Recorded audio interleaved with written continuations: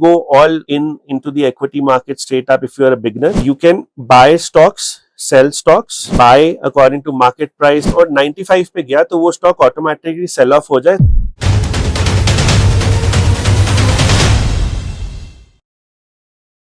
Hello, I'm Janta. Welcome back to another episode. So एक हमारे पास question आया था कि I want to invest in stock markets but I don't know how to do that.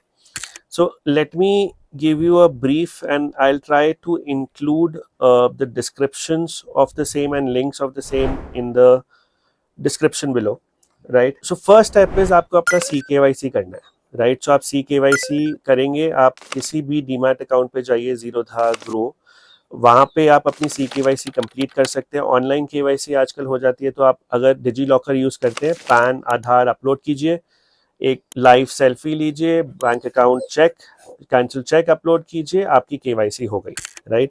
Once you done the KYC, after that you open a demat and trading account. So आप Zerodha use कर सकते हैं, आप grow use कर सकते हैं, 5paisa, ICICI securities, HDFC securities, angel. So there are a lot of demat and trading accounts which you can choose from, right? So I personally use Zerodha. So the process is pretty simple. You go online, enter your PAN and then follow the steps. They do the KYC and within, I think, one day you get your login credentials and you're ready to invest.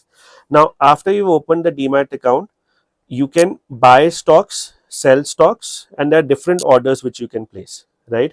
Of course, जब भी आप bye करें कोई भी stock, please अपनी research करके करिएगा. हम उस पर थोड़ी देर पे आते हैं.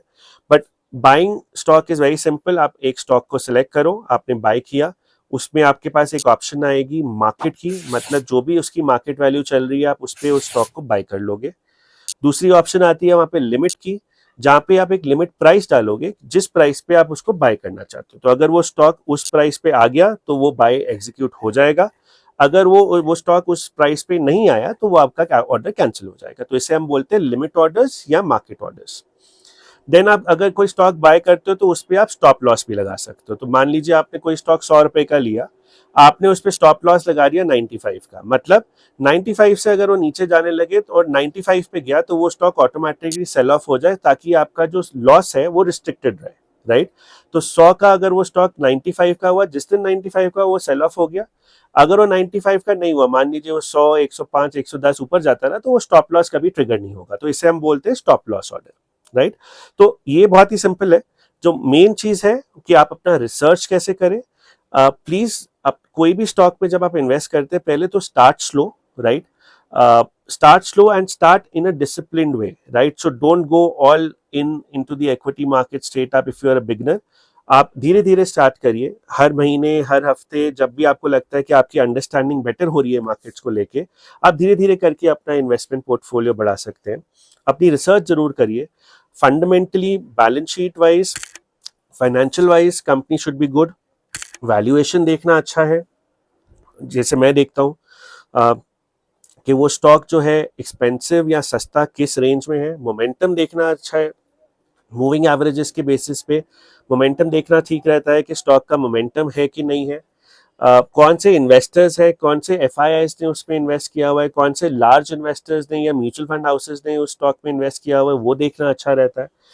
आप इन सब चीज़ों को और प्लस अपनी रिसर्च को भी, अपना जो ड्यू डिलिजेंस है प्लीज करिए.